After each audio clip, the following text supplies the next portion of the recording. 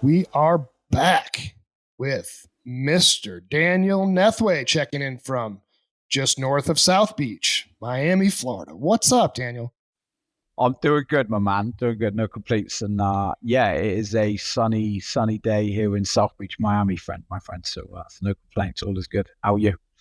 I'm doing great. Everybody at the GDS office rocking shorts today. We're not quite there here in Colorado. It's been raining nonstop for the last week, which is pretty rare, but we'll take it. But this is going to be fun. You know, we were hoping to do this, sadly, when Tim was my co-host, right? But you have a relationship with Tim. Obviously, he was my road dog for a while in this podcast thing. And Tim was my original connection to GDS. And we'll talk about GDS a whole bunch and jump into what you guys are doing. Great stuff from an events standpoint. Some of my favorite and some of the best people that I've gotten to know and build really good relationships with go back to GDS conferences, Newport Beach, California, 2013, Barton Creek, Austin, 2014, 2015. Loved Barton Creek. I mean, I kind of preferred Newport, but I didn't see the beach for a second anyway. You know how those shows are. You're just grinding the whole time. Yeah. You're living off 3-4 hours sleep. You're up early, up late. Especially running the event anyway. It was you're the last one up at the bar with your sponsors, your delegates, and you're the first one up in the morning. Make sure everyone's ready to rock and roll again and stuff. But yeah, minimal sleep, but good fun to say the least. Great fun. Yeah, we'll get into all that and how you guys do conferences differently. But before that, obviously, you don't have what sounds like a traditional Florida accent, whatever that is. So why don't you tell the listeners, Mr. Nethway, who you are, man? Where are you from, and how did you end up where you're at? There you go. Yeah, sure. So yeah, I don't really have the Florida accent. It's not too strong. I speak zero Spanish, and I've been in Miami 7 years. So I don't think I can upload, or just my brain's not there to take on another language now. But yeah, man, I'm from a little town called Clevedon.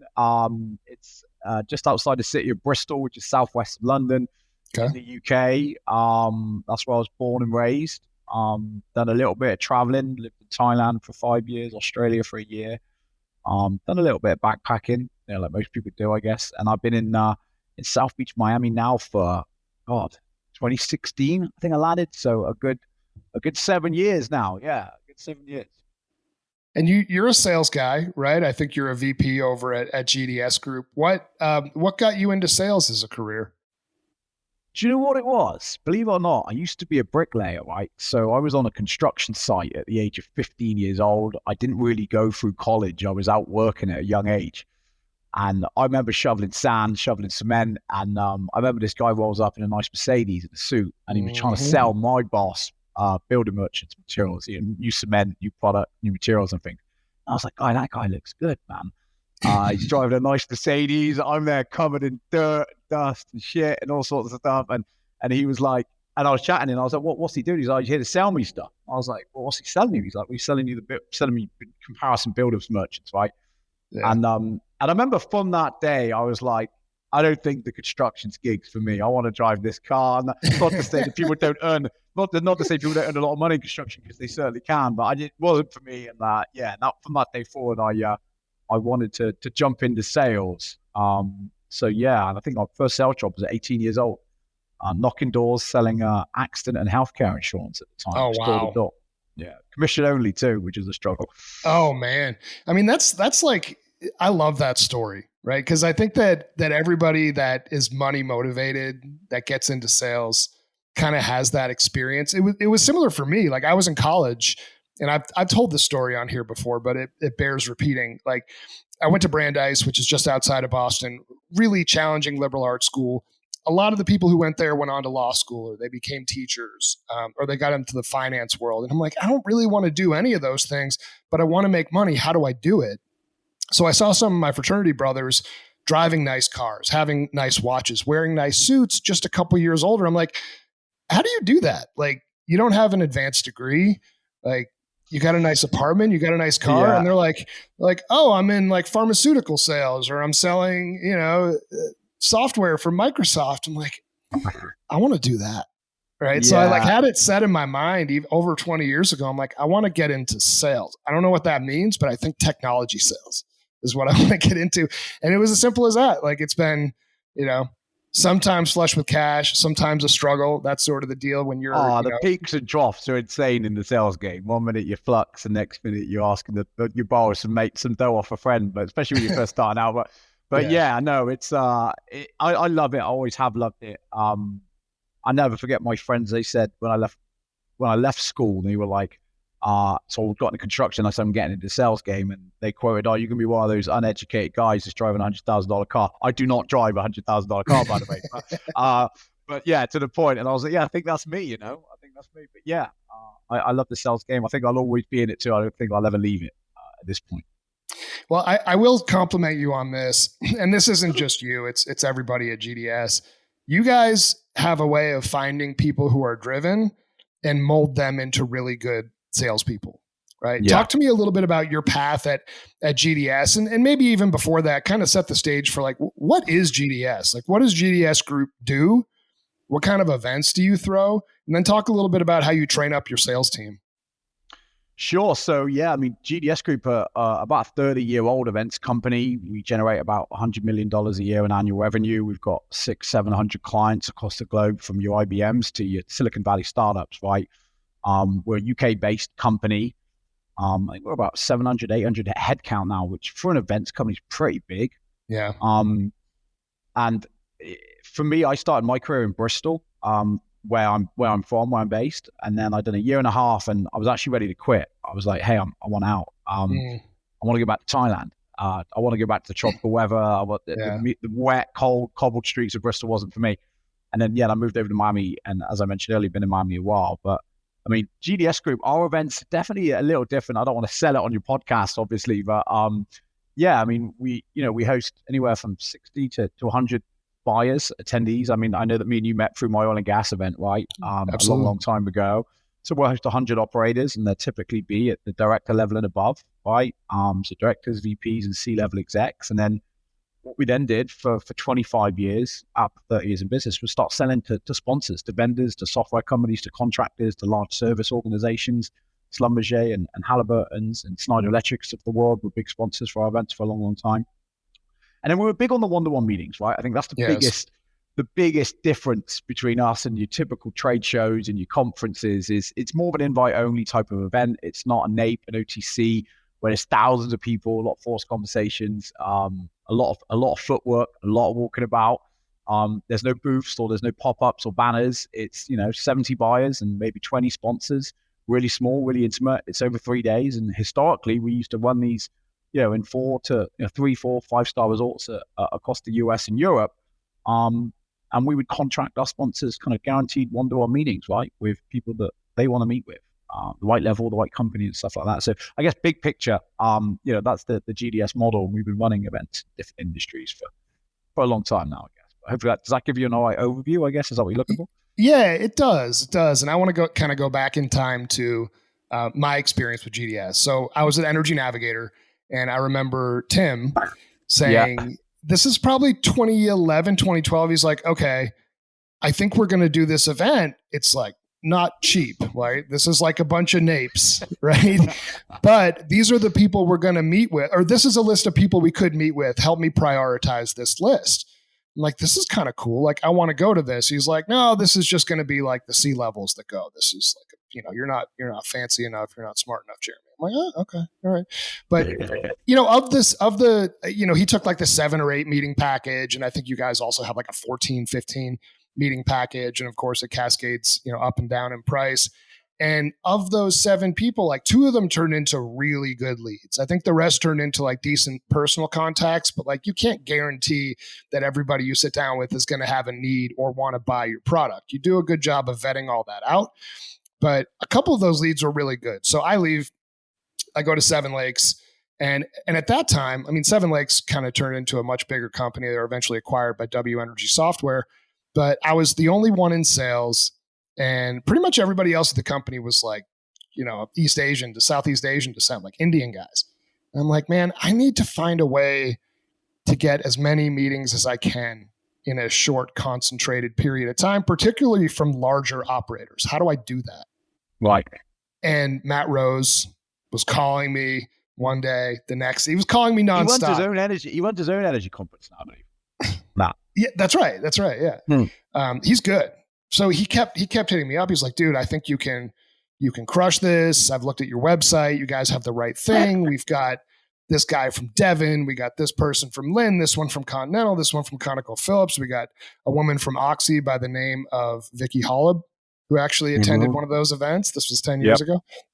And I said, all right, like how much would it cost for me to go and get one-on-one meetings with all of these people all over the country? And it's a lot, right? So if I can really get in front of these people and get 40, 45 minutes to get that icebreaker meeting going, then this could actually turn out to be a good deal. And that was November of 2013. And oh man, was it ever. Like, I think we had 14, maybe 15 one-on-ones. I had dinner with Vicky Hollab, great experience, kind of get in the head of an executive working for a publicly traded, larger oil and gas company and understand what her values and priorities were. And some of the people there, they referred me to other decision makers in their company. Some of them we were eventually able to get back in front of and sell to directly. And I think ultimately, if I were to look back at Seven Lakes, like the first GDS event we went to and at the Fairmont Newport Beach, really kind of helped shape the trajectory of that company to A, build the confidence of what the pitch even is in front of these like very senior decision makers, and then B, the revenue opportunities that came out of it. So it was unique. And I think that at least in oil and gas, where it's such a relationship-based sale, the GDS model makes a ton of sense. So we went to a few others. We even went to some of your competitors. I didn't get the same vibe necessarily from some of your competitors, but it was really cool. And I was very impressed with how professional the whole team was. And if somebody had to miss or skip a meeting, you guys would be all over them. Like, hey, you can't do that, right? These people paid us a bunch of money. Yeah, we were hot on that. Yeah, especially what we charge. I mean, we're not a cheap events company, right? And people are buying to get in front of directors, VP, C-level contacts from, super majors, large public to small, even independent West Texas oil and gas operators, right? So when they're paying us money to get in front of these guys, we've got a team of what we used to call runners that, where they get dragged, they get calls from their office and things. Yeah. Run around, make sure that they're in the meetings and things. We've critiqued it a little bit now. We've tightened up our matchmaking model quite a lot, and maybe we could talk about some of the digital versus physical later. But yeah. I mean, I miss it. I mean, we're now digital, but I don't know how much you know about our model, but we no longer run these in physical locations. We still have a physical aspect, but it's all digital now. Well, I want to jump into that in a second because I think that's significant, and I'm really curious because you said it's actually working better now, which is interesting to me, and I hope you're not just saying that because you're a company man. But I really felt a lot of value in the face-to-face focused sessions. And because I was able to ascertain a decent amount of success from the various GDS conferences I went to, they would ask me to be a reference. They're like, hey, look, I mean, these people are like, should we really invest our events and marketing budget in this event? And I would always be cautious with people and say, you need to make sure that you have a product that's concise enough that you can pitch to people, but also you need to do your homework beforehand. Right. The GDS guys provide a pretty decent amount of information and background on the people and their priorities. And like, I spent days like really prioritizing what the list was of who we wanted to meet with, what we thought their priorities were based on information you guys gathered, and really came prepared. And I think that sort of set us apart from some of the otand companies that just went and said, oh, okay, we're meeting with this guy. Let's just go pitch our stuff. It's like, well, we understand that you're interested in data management and that you have a significant budget ready to allocate to that. This is what we do from a data management standpoint. Let's start there. They're like, okay, you actually paid some attention, right? There's so I would always caution around the engagements. Yeah. Yeah. No, I remember you doing a good job, and Tim did an amazing job of doing that too, Definitely. like pre-prepping.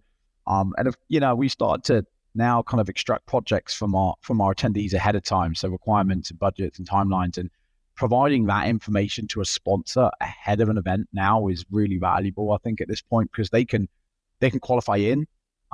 Generally, they can also qualify out, right? Yes. A lot of people will chase the VP of operations from Devon. I remember Clay Gasper used to come to my event, who's now I think president of Devon now, used to be WPX, and everyone used to chase him off stage. Everyone used to follow him around, want to buy him drinks because he's a big hitter and his pockets are deep, right?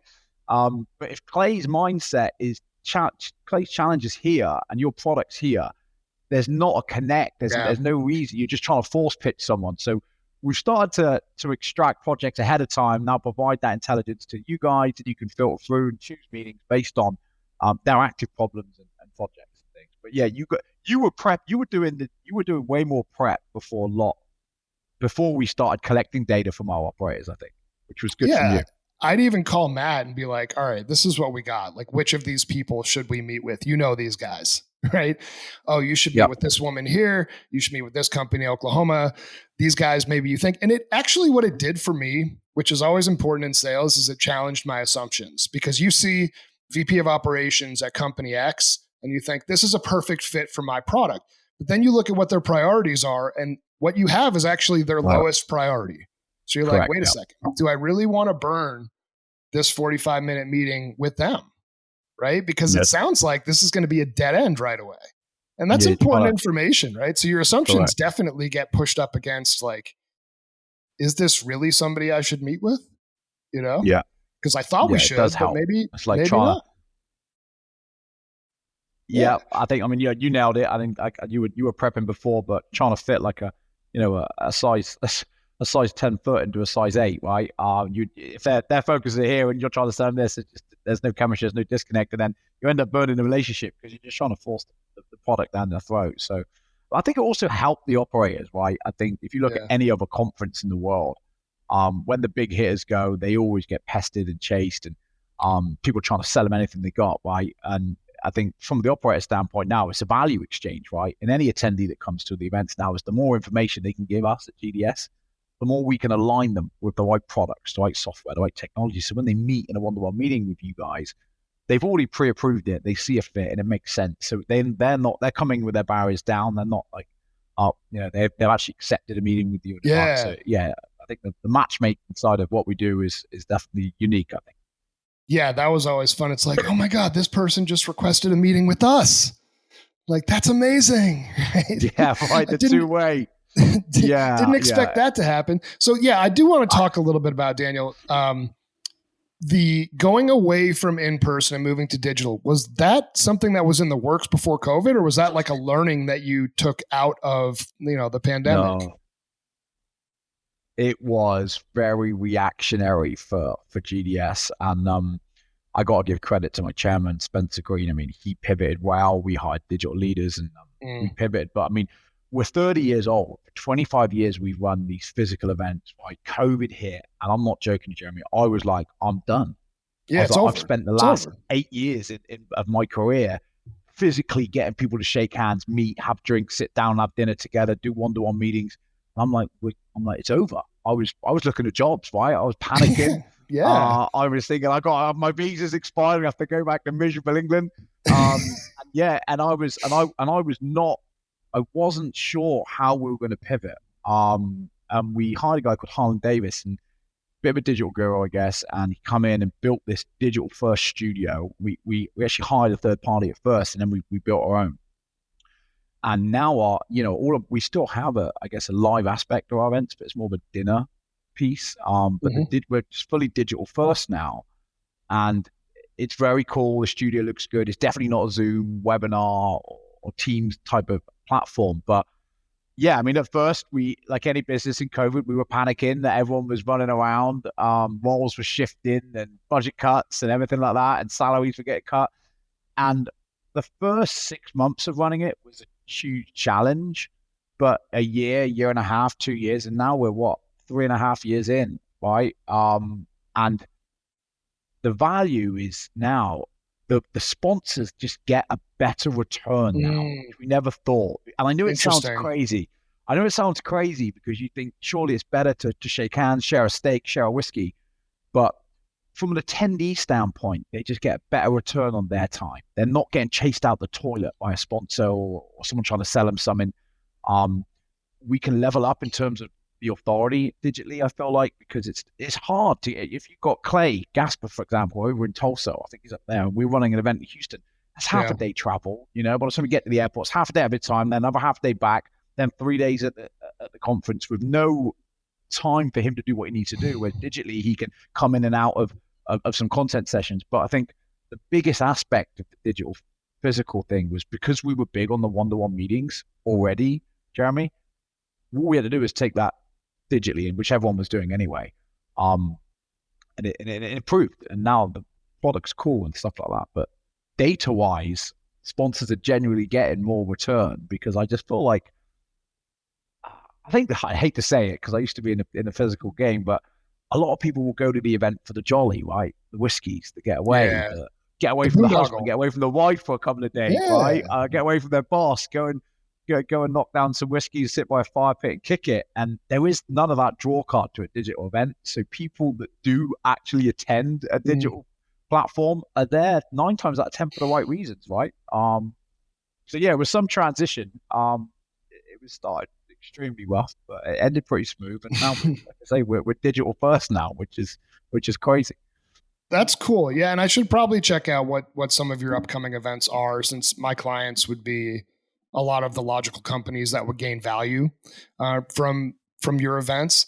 But you touched on something that I think is really fascinating, which is you kind of leveled up with the personas who would attend. Like one of my friends, I have a number of friends who are executives at oil and gas companies, and one of them said, I always feel bad because I'm planning to go to this event, and then it gets to that week and it's like I have a board presentation due, or I have something and I really can't go, or if I go, I'm not going to be focused. So I end up delegating. If I'm a C-level or a VP, I send like a director.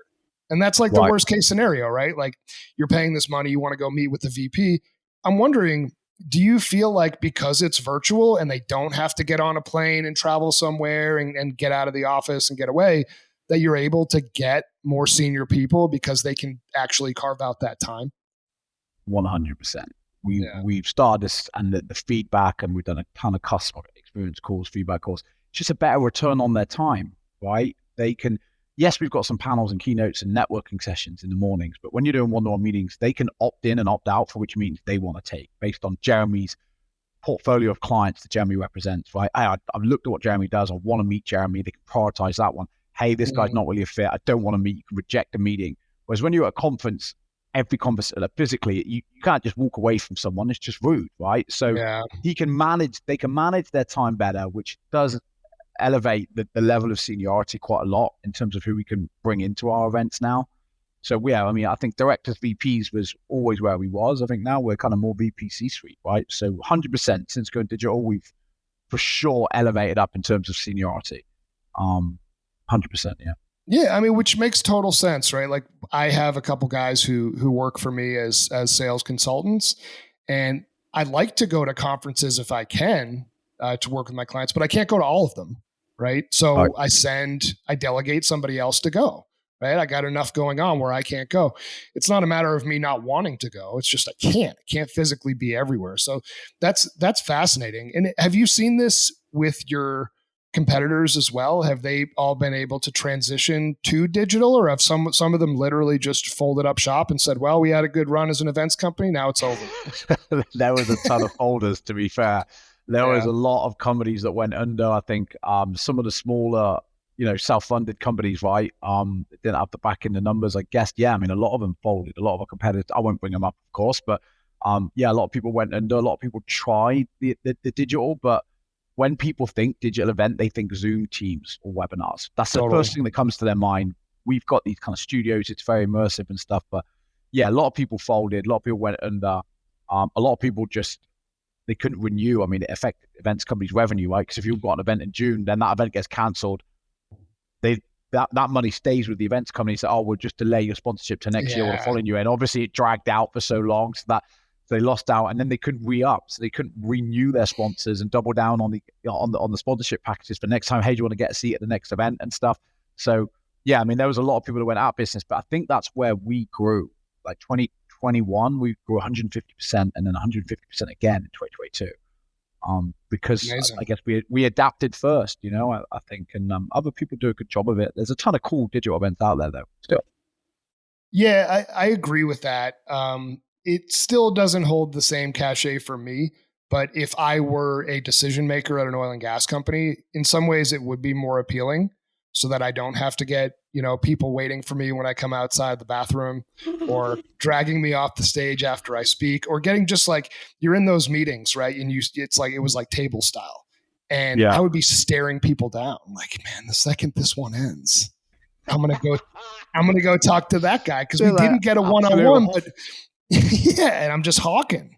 Um, but yeah, it's fun. It was tiring for sure, because you're giving this pitch over and over and over again, and it sort of tests your like your mental fortitude, especially in some cases where I mean it's still sales at the end of the day. So you're getting shot down a bunch. You have high expectations, high hopes for some of these meetings, and they don't pan out the way that you think they are.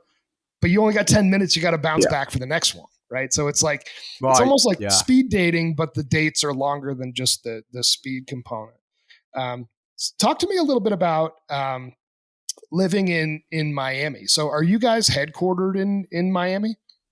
No, we're headquartered in the UK, in Bristol, where I'm initially from. That's Okay. pretty much where, like, I guess 400 or 500 staff are in our headquarters. And then we've got an office here in South Beach, Miami, and then we've got another one in New York, and then another one in Eastern Europe, a country called Kosovo, which is next to Serbia. Um, I'm based out of Miami. This one of our smaller offices, our Miami office, actually a New York office, is right in Water Street, right in the financial district in New York, and Yeah. headquartered in Bristol, Queen Square. I never forget when they said, okay, we're going to send you to the US. And they were like, hey, you want to go to New York or Miami? I was like, it is no brainer. I was like, New York Totally. City, that's no different to London. I was like, no, send me to Miami. Hot all year round, wearing shorts to the office all day. I was like, no, yeah, Miami for me. Yeah. So no, we're Nice. not headquartered in Miami, headquartered at the UK based company with 2 offices in the US, but most of our revenue now comes from the US because it's such a bigger market. People spend more over here. Europeans are cheap. Australians too. That's what I've been Yeah, told. and the Aussie. So with the Miami office, like your team that reports to you, do you have do you train up your staff and kind of teach them how to do this and how to close sponsorships? And is that something that happens remotely, or is that something that happens like in your office? Like, what? Tell me a little bit about the setup Yeah. of your company. So yeah, I mean, our office is right here on Lincoln Road, right in the heart of South Beach. It's a beautiful office. We're an in-office company. There is no Okay. remote aspect of what we do. I know that sounds crazy in this given where we are today, but yeah, we're physical. We're in the office. Got about 50 staff here in Miami now, and we're hiring. And yeah, it's onboarding training, a quite complex recruitment process first, and then 'cause when you're selling events that are not cheap, right? You've got to be selling to CEOs, chief marketing officers, vice presidents of marketing from 50-man companies all the way up to Yeah. 20,000 person organizations. So the training is tough. I mean, I've been here 8 years, 9 years, and I've run training sessions. I've helped recruit. I guess I've helped manage teams over the years and things like that. But now we've actually we have a full-time sales trainer now at GDS that comes Wow. on I mean, he's here in the office this week actually running it. We just hired 5 more people. And yeah, it's competitive, right? So you've got to have the edge. There's so many event companies out there. You've got to come across different. You've got to demonstrate the value of being different. Hey, we're not a traditional trade show. There's a lot of training. There's a lot of onboarding. I've done it over the years. I don't do as much as it now, I guess. I prefer I prefer speaking to clients, speaking to prospects now. Yeah. I've held different roles. I still have, I guess, a senior role here, but I'm still very much active, right? I'm still very much on the phone. But the training's good. Like people have left my company GDS, and they've left as they've been sales executives for us. They've left and got a VP of sales role for a huge Yeah. company, like just based off the back of the training that we've developed. Like how to sell to a CEO, like how that a lot of people just can't grasp it. They can't do it, and they get nervous and they panic a little bit. So yeah, the training at GDS is definitely good. The sales training is good. The onboarding, and just a constant learning, the constant training of how to sell to a vice president and how to differentiate yourself to thousands of different events companies out there. What I find funny about what we sell, and I've always believed this, I'd much rather sell an event than a software. I don't know how you guys do it because there is so much software that is so similar. I And know. everyone's got this, hey, well, we're unique because of this. And I think what's exciting about an event, if I sell to you, Jeremy, and you say, yeah, come to an event, the end goal is it's an exciting sell to sell an event. You can come, you can meet this guy, you could potentially close a 7-figure deal with this guy. There's already an indirect carrot for people to buy into, right, when they're buying an event, as opposed to this software will save you 30% of your annual revenue and reduce your OPEX cost to X. And then it's like, what do we need to do to implement it? Well, to implement it, we need to rip out your legacy system. We need to do this, do that. And it's just like, people just, it's just a hard sell, I feel like, outside of the events. That's why I've been in it so long, I guess. I guess I'd be scared to go and sell software. That's a really good point. Like, you get to sell excitement, right? You get to sell potential of something great happening. And it may not happen for everyone, but some of them will have their companies transformed and changed, and significant revenue come from your events. Software is just not as exciting. Like, it doesn't matter. You can make it sound as exciting as you want, but ultimately it's like, yeah, we're really excited to do this. It's like, well, like, really, how excited are we to do this? Right? This is maybe checking a box. Maybe this is somebody's going to be disappointed because they wanted to go with a competitor of ours. There's some political posturing internally. It's not always fun for them. But it can still be fun. I mean, it's just a different type of challenge, right? You're also going for, if I can get you to this event, you're going to keep coming to this event. In software, a lot of times, it's like, if I can sell you this piece of tech, right? Well, then you need to use it for the next 4 or 5 years. It's more similar to a consultative sale, where if I can get you this one project, if I can sell you this one dashboard, if I can give you this one audit, now you're going to buy more services from me, right? So you're going to know, like, if you get somebody to your shows, you're going to know if they had enough success relatively quickly after the show to see if they're going to sign up and come again. And for the people that gain success, they'll just keep coming forever. I mean, well, look at OBS and Tim. I think Tim saying that it was just, that 6-to-1 is the return I think they got. For every dollar they spend with us, they were getting 6 back over a course of multiple events. Don't get me wrong. Right. But that software, the point you mentioned about selling a software to an event, I've over my career showed. If someone says, "Hey, who's coming?" or "Who come to the last event?" right, and then you show a list of people that, "Hey, these are who was at my last oil and gas event." And I've had people be like, "Right, I'm coming," just because one hit us there, one guy that they just can't get hold of, that kind of one guy in the decision-making process that will pull the trigger on this. All his influencers are behind the sell. This one guy just needs to sign the check, but he just can't, he's not bought into it. He's coming to an event. I've had people spend fortunes just to go and have dinner with that guy, right? Oh, definitely. And that's how easy it can be sometimes, whereas other times it's definitely a difficult sell, I think. And again, we're not cheapest event because we host quite senior people. But yeah, I mean, again, selling software for me, I don't think I could do it. I'd take my hats off to you guys because I'll stay at the events gig, and it's more fun anyway, I think, at the events gig. And you tend to have pretty young resources over there. But I remember being really impressed with the salespeople at GDS, because you do get a lot of rejection too. Like, and sometimes it's rejection where it's like, this is one that I know this would be perfect for you. That's the hardest rejection to take. And same thing with me in software. It's like, I know you can benefit from this so much. You look exactly like this company who got all this benefit. And I know even if you meet with this person and then you still get a no, and eventually you just have to be like, well, I don't know what to say. Like, I know this would be perfect for you, but you can't see it. Right. And you try, you pull out all the stops and see if storytelling and case studies and say, it's tough. You're right. The worst part of any sales process is when in your head you just know that if they come to this event, they're going to nail it. And they're probably going to close a ton of business, and it's the right audience, right contacts, their product matches the projects and the attendees. You're like, I could have put it on more of a platter for you, right? But they would still say, no, we're going to pass this year. And a lot of people get burnt in the event industry, though. There's a lot of bad, and I'll never bring up any names, but there's a lot of overselling, overpromise. These guys are going to come here. I think you mentioned it earlier, where the C-suite's going to go and then he cancels, right? And then he ends up sending a management level executive that the sponsor's already speaking to. They paid us because they want to get in front of the C-suite. Yeah. And then the guy cancels, and as the event comes, you're like, because you're relying on people. And there's but there's also a lot of companies out there that will promise you that these people are coming, but they're never really coming. And see, that's one of the things too, where, I would always ask, well, can you give me a list?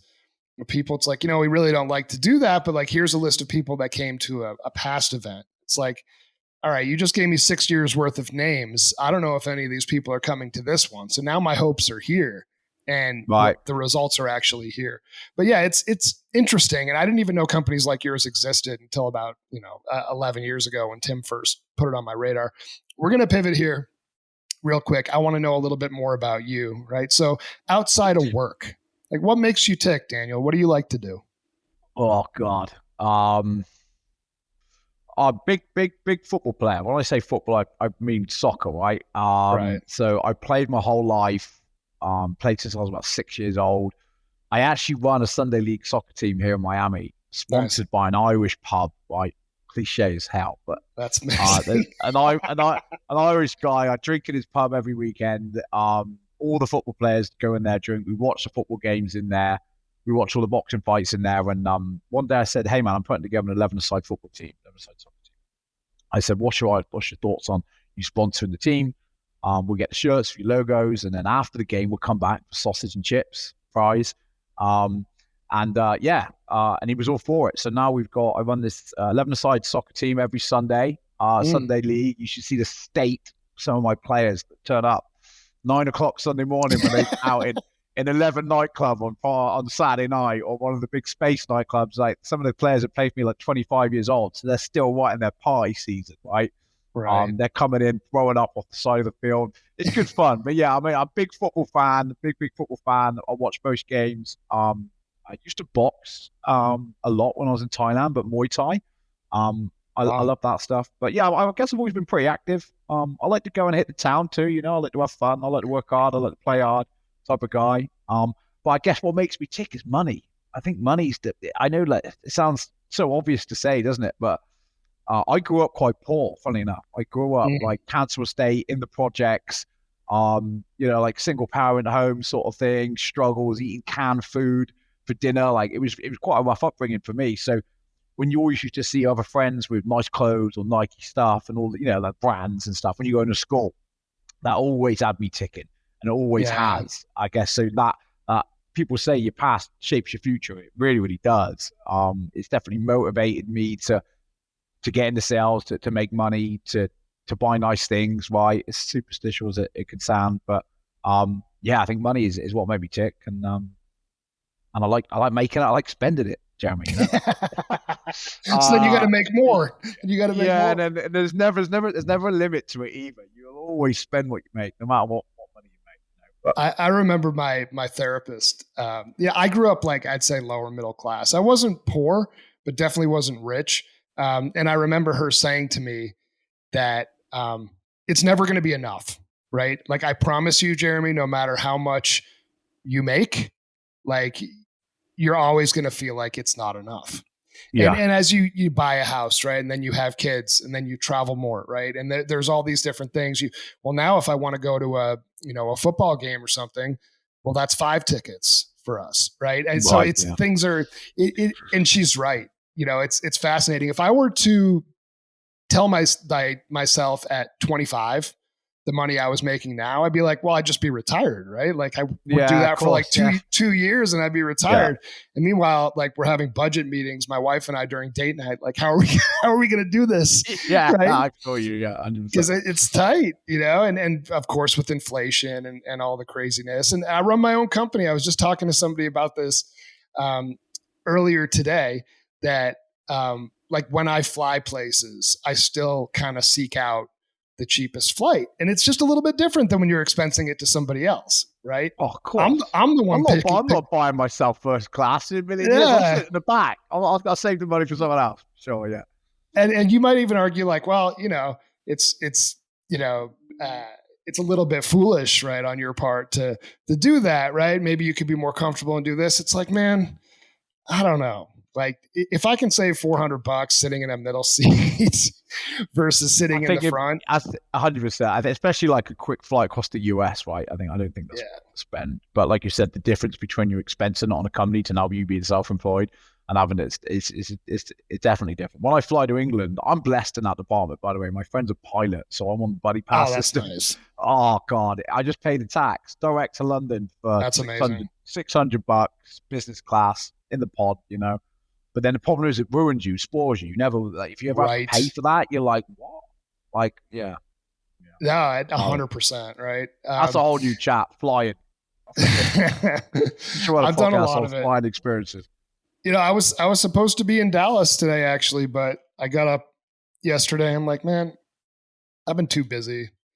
I don't want to go. But also, I didn't want to cram into an airplane for 2 hours each way for Yeah. a flight down yesterday and a flight back today. But like you said, that's a whole different story.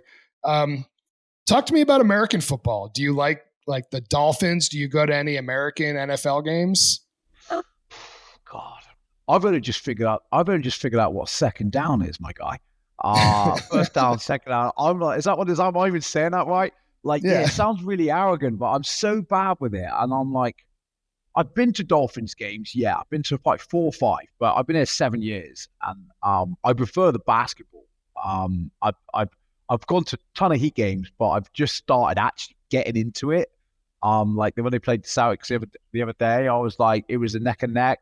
Like Jimmy Butler, and I was just like, wow, this getting. And I guess I got ADHD anyway, so I'm like, I need to keep it moving. I think that the fast pace of basketball, but American football, no. But the tailgating's good fun, no? Out in the car oh park, yeah, grilling, knocking down some beers. That's probably the best part of American football, I think. For me, is just in the car park. It's sunny, hot. There's good people around you. Smell of like fresh barbecue food. Just all you can yeah. hear is another can just opening every 30 seconds. Just Plus, you cans got going that off. you got that Miami weather, so it's a natural backdrop. Final question on the personal stuff. Do you think you're going to be in Miami now for life? Is this where you're going to be? Like, where do you see yourself in 5 years? Do you know what? If you'd have asked me that before the increased rent, mortgages, and the property, the entire Miami now, I think is with up there with the most expensive cities now to live It's in crazy in the now. whole of the US. Like I think it's even overtaken New York and San Fran. It's nuts. I mean, 35% increase in rent if you're renting, property prices through the roof. Homes that were $500,000 an hour, 1.2 million.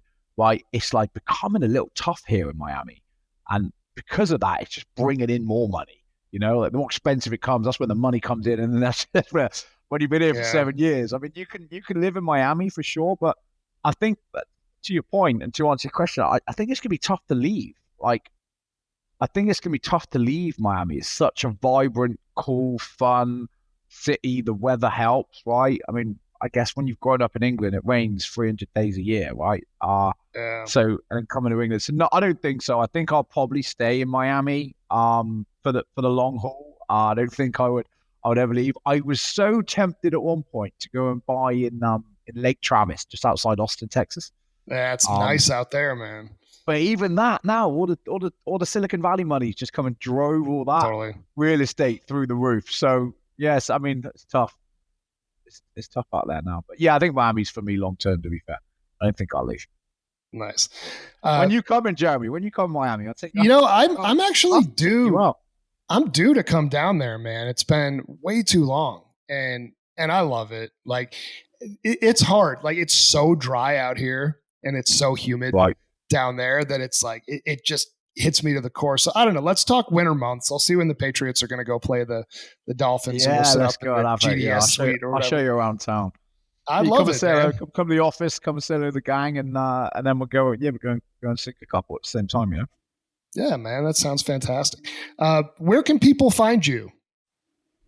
LinkedIn, I guess. Daniel Nethway. Yeah, just add me up. Say hello. Always happy to chat with anyone, business, personal, whatever it is. Yeah. Let's have a chat. But yeah, LinkedIn, I guess, is the best part. Right? Is it? Unless I'm missing the boat here, Jeremy. Is there another platform? No, uh, what's your company website? Oh, of course, got you. Yeah, so it's gdsgroup.com is our company website.